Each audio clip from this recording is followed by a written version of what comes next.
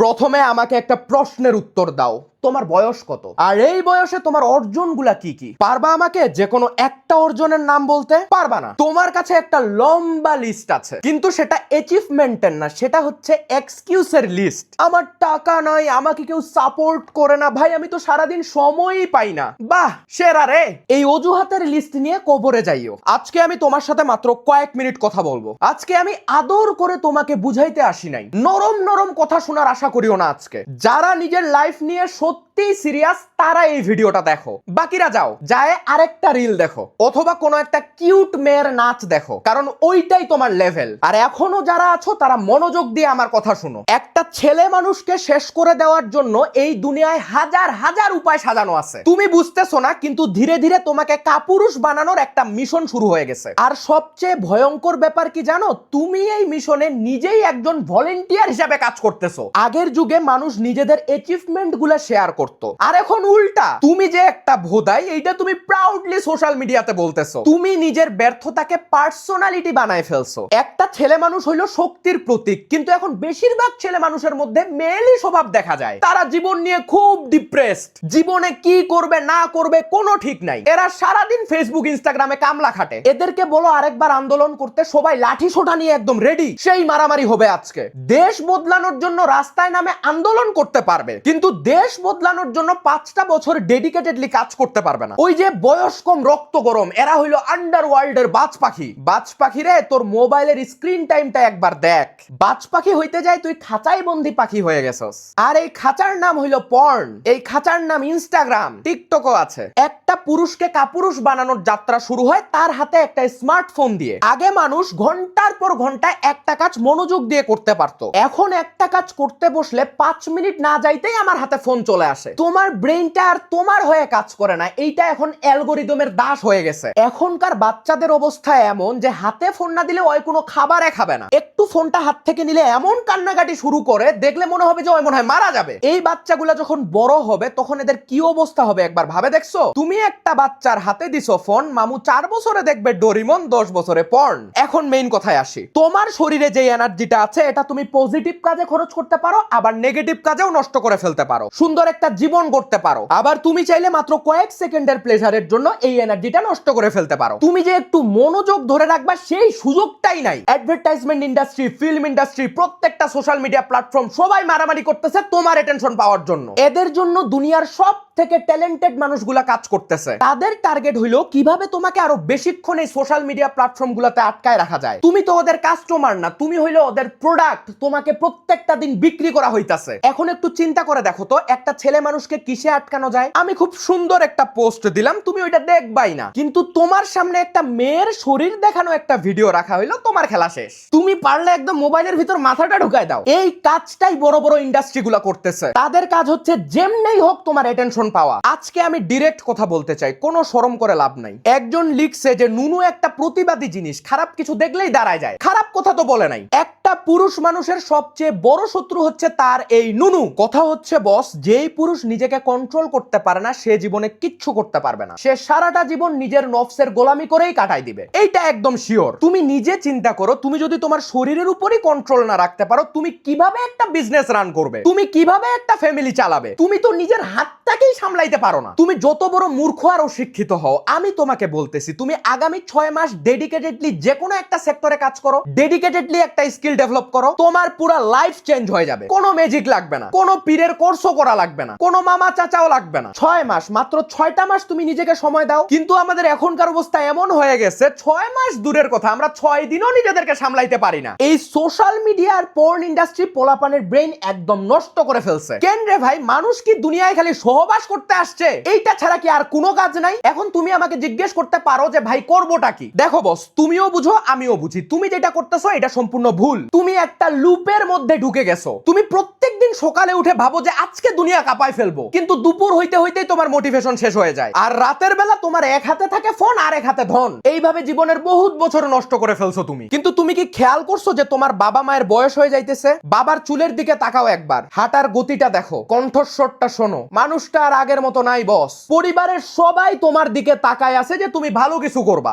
আর তুমি টার্গেট নিছো অমুকের মেয়েকে ভালো রাখবে কিভাবে। সাদিয়া, সুমাইয়া, মাইশা, মিম, এদের দায়িত্ব নিয়ে ফেলছো তুমি। আমি তোমার পাশে সারা জীবন থাকবো। কিসের সারা জীবন বে? আজকে আমার সব কথা ভুলে গেলেও জাস্ট একটা কথা মনে রাখবা, তুমি যদি জীবনে কিছু করতে না পারো তাহলে একটা মানুষও তোমার পাশে থাকবে না, একটাও না। কথা তো ভাই একটা এমনিই বলে দেওয়া যায় যে আছি সারা জীবন, শুধু মুখের কথার কোনো দাম নাই। রাস্তার একটা টোকাইও চাইলে মেয়ে পটাইতে পারে, রাস্তার একটা টোকাইয়েরও গার্লফ্রেন্ড আছে। মেয়ে পটানো কোনো ক্রেডিটের বিষয় না বস। ক্রেডিটের বিষয় হচ্ছে কাউকে দায়িত্ব নিয়ে বিয়ে করা, ক্রেডিটের বিষয় হচ্ছে একটা ফ্যামিলির রেসপন্সিবিলিটি নেয়া। কিন্তু জুয়ারি সারা রাত জুয়া খেলে আসে, বউকে মারে, বউয়ের বাসা থেকে টাকা পয়সা আনে দিতে হবে যেন সে আরো মনোযোগ সহকারে জুয়া খেলতে পারে। আর কিছু গান্ডু সোশ্যাল মিডিয়াতে নিজের বউ বাচ্চার ছবি আপলোড করে খায়। তোদের কি এতটুক ক্ষমতা নাইবে যে হালাল কিছু করে টাকাটা কামাবি? নিজের বউয়ের কিউট পিক আপলোড করে এরা ডলার কামাইতে চায়। মানে কি একটা মেন্টালিটি! আমার বউকে আমার পাশাপাশি আরো হাজার হাজার পোলাপান দেখবে, সেরা রে, একদম সেরা। এইরকম কাপুরুষ হইও না বস।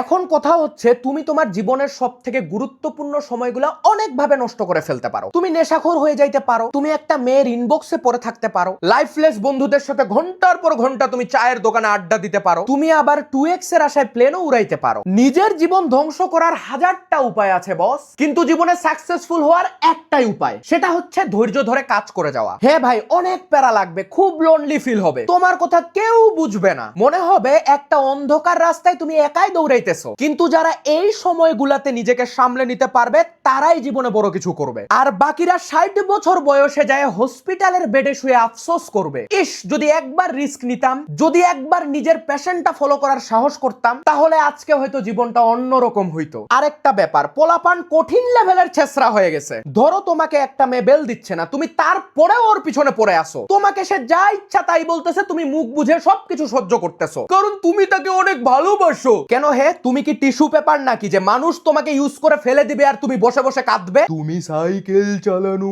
শিখবে তাই আমি আজও সাইকেলে ঘুরে বেড়াই, শুধু ছলনায় তোমার ছোঁয়া মেলে না।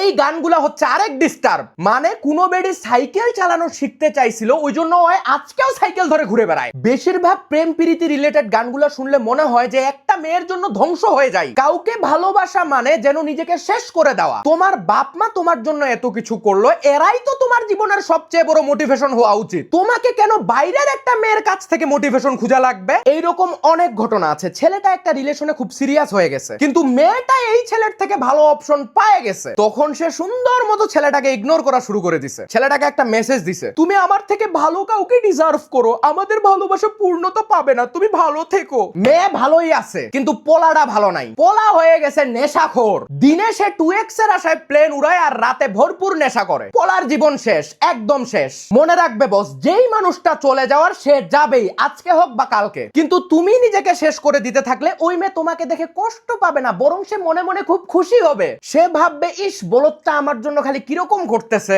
এগুলা তার খুব মজা লাগবে, এগুলা সে এনজয় করবে। আমি একদম বাস্তব কথা বলতেছি। প্রথম প্রথম সে হয়তো তোমাকে অনেক বড় বড় কথা বলবে, যত যাই হয়ে যাক আমি তোমার সাথে থাকবোই, তুমি আমাকে যেইখানে রাখবে আমি সেইখানেই থাকবো। কিন্তু কয়টা দিন পরে যায় সে যখন পোল্টিটা খাবে রে, তখন তোমার কি হবে? শোনো বস, একটা ছেলের জীবন অনেক কঠিন, তুমি আমার ভাই, আমি তোমার জীবনটা নষ্ট হইতে দিব না। একটা মেয়ে শার্টের বোতাম খুললেই তার হাজার হাজার ভিউ হয়, কিন্তু তুমি শার্টের সবগুলা বোতাম খুলে ফেললেও কেউ তোমার দিকে তাকাবে না। এইটাই বাস্তব। কেন জানো? কারণ মেয়েরা ইনবর্ন একটা ভ্যালু নিয়ে এই পৃথিবীতে আসে, যেই ভ্যালুটা তুমি কখনো পাবে না অ্যাজ আ ম্যান। এখন তুমি আমাকে বলো, সোশ্যাল মিডিয়ায় অজানা অচেনা একটা মেয়েকে দেখে নিজের মাথার মধ্যে ফ্যান্টাসি বানানোর কি দরকার? যেই মেয়েটা একদিন তোমার স্ত্রী হবে, যেই মেয়েটা আসলেই তোমার পাশে থাকবে, তুমি তার জন্য নিজেকে পবিত্র রাখো। আজকে তুমি একটা স্ক্রিনের দিকে তাকায় কয়েক সেকেন্ডের প্লেজার খুঁজতেছো, কিন্তু এই কয়েক সেকেন্ডের প্লেজারের জন্য তুমি তোমার জীবনের সবকিছু হারাই ফেলবে। একদিন তুমি একটা ফ্যান্টাসির মধ্যে বাঁচে আসো, একদিন হঠাৎ করে এই রিয়েলাইজেশনটা তোমার আসবে যে আমার ভালো হয়ে যাওয়া উচিত, কিন্তু তখন অনেক দেরি হয়ে যাবে, তখন আর ঘুরে দাঁড়ানোর কোনো সুযোগ থাকবে না। এখন ফাইনাল কথায় আসি, সবাই পারবে না, সবাই সস্তার সুখের পিছে দৌড়াইতেছে। 5 ঘন্টা কাজ করার থেকে 5 ঘন্টা শুয়ে গার্লফ্রেন্ডের সাথে কথা বলা অনেক ইজি, জিমে যাওয়ার থেকে পর্ন দেখে হ্যান্ডেল মারা অনেক ইজি। একটা ডিসিপ্লিনড লাইফ লিড করার থেকে এলোমেলো ভাবে যা ইচ্ছা তাই করা অনেক ইজি। কিন্তু বস, আজকে সিরিয়াস না হইলে তুমি কালকেও সিরিয়াস হবে না, কারণ প্রত্যেকটা নতুন দিন তোমাকে নতুন একটা এক্সকিউজ দিবে। কিন্তু মনে রাখিও, আমাদের জীবনটা অনেক ছোট, কখন এই দুনিয়া ছেড়ে চলে যাইতে হবে আমরা কেউ জানি না। কিন্তু একজন পুরুষ মানুষ হিসেবে আমাদের অনেক দায়িত্ব আছে। তুমি যদি এই দায়িত্বগুলো পূরণ করতে না পারো, তাহলে তোমাকে সারা জীবন একটা অশান্তির মধ্যে থাকতে হবে, সারা জীবন একটা আফসোসের মধ্যে থাকতে হবে। চিন্তা করো তো, হুট করে তোমার পরিবারের কেউ অসুস্থ হয়ে গেল, এখন তার চিকিৎসা করতে অনেক টাকা লাগবে, কিন্তু টাকা ম্যানেজ করা পসিবল হইতেছে না, চিকিৎসার অভাবে মানুষটা মারা গেল। এই দেশে এরকম কাহিনী প্রত্যেকটা দিন হয়। বস, এইরকম কোনো দিন যেন তোমার জীবনে না আসে, এইরকম যেন কখনোই না হয় যে শুধু টাকার অভাবে তুমি তোমার প্রিয় মানুষটার জন্য কিচ্ছু করতে পারতেছো না। এর থেকে বড় পরাজয় একজন পুরুষের জীবনে আর কিচ্ছু হইতে পারে না। আমি শুধু এইটাই বলতেছি বস, নিজের তরুণ বয়সটা কাজে লাগাও। অবশ্যই টাকা ইনকাম করা তোমার প্রথম ফোকাস হওয়া উচিত। তোমার মাকে যেন কিছু কেনার আগে 10 বার দাম জিজ্ঞেস করতে না হয়, তোমার বাবাকে যেন টাকার জন্য প্রয়োজনীয় ওষুধটা বাদ না দিতে হয়, তোমার ভাই বোনকে যেন অভাবের কারণে নিজের স্বপ্নের কাছে মাথা নত না করতে হয়। আল্লাহ তোমাকে ফিরে আসার অনেক সুযোগ দিছেন, কিন্তু তুমি সেই সুযোগগুলা কাজে না লাগায় একটার পর একটা ব্লেম গেম খেলে গেছো। আমার তো এইটা নাই, ওইটা নাই, আমার লাইফে এই সমস্যা, ওই সমস্যা। দেখো বস, সমস্যা সবার লাইফেই আছে। তুমি যদি রেডিমেড সবকিছু পায়ে যাও, তাহলে তোমার এই লাইফের তো কোনো পারপাসই থাকলো না। তোমার সমস্যাগুলাই তোমার র মেটেরিয়াল, এগুলা দিয়েই তোমাকে সেরা কিছু একটা বানাইতে হবে। আর যারা বছরের পর বছর পর্ন দেখে আর হাত মারে নিজের 12টা বাজায় ফেলছো, তাদেরকে একটা সিম্পল উপায় বলবো। আগামী 7 দিন, শুধু 7 দিন তোমার খারাপ অভ্যাসগুলা টোটালি বাদ দিয়ে দাও। নিজের কাছে একটা প্রমিস করো যে এই 7 দিন আমি যদি মারাও যাই, আমি পর্ন দেখবো না। এতটুক তো আমি করতেই পারি। এই 7 দিনে হয়তো সবকিছু ঠিক হয়ে যাবে না, কিন্তু একটা জিনিস হবেই, তুমি আগের থেকে অনেক বেটার ফিল করা শুরু করবে। ধীরে ধীরে তুমি নিজের হারিয়ে ফেলা বিশ্বাসটা আবার ফিরে পাবে। আর যেদিন তুমি আবার নিজের উপর বিশ্বাস করতে শিখবে, সেদিন থেকেই তোমার কামব্যাকটা শুরু হয়ে যাবে। আর সবশেষে আমি বলতে চাই, এই দুনিয়ার মানুষ অনেক স্বার্থপর বস। একটা কথা আছে না যে আমি বড় লোকের বন্ধু, গরিবের দুশ্মন। এইটাই দুনিয়ার বাস্তবতা। সবাই বড় লোকের বন্ধু হইতে চায়, গরিবের পাশে কেউ থাকতে চায় না। এখন এগুলা নিয়ে কান্নাকাটি করে কোনো লাভ নাই ভাই। যেটা 1000 বছর ধরে চলে আসতেছে, তোমার ক্ষেত্রেও সেইটাই হবে। তুমি জীবনে ভালো কিছু করতে পারলে তোমার পাশে অনেক মানুষ থাকবে, তুমি একটা ভালো লাইফ লিড করতে পারবে, তুমি একটা ভালো ফ্যামিলি পাবে। আর না করতে পারলে একটা মিডল ক্লাস মানুষ হয়েই তোমার মারা যাওয়া লাগবে। যেই মিডল ক্লাস মানুষটা জীবনে কখনো তার পরিবারের মানুষগুলার শখ মিটাইতে পারে নাই, যেই মিডল ক্লাস মানুষটা কখনো তার ফ্যামিলিকে একটা ভালো লাইফ দিতে পারে নাই, যেই মিডল ক্লাস মানুষটা সব সময় তার অবস্থার জন্য অন্য কাউকে দায়ী করছে, যে কালকে থেকে ভালো হবো বলতে বলতেই মারা গেল। যারা শেষ পর্যন্ত ভিডিওটা দেখলা, তাদের কাছে আমার একটাই রিকোয়েস্ট বস,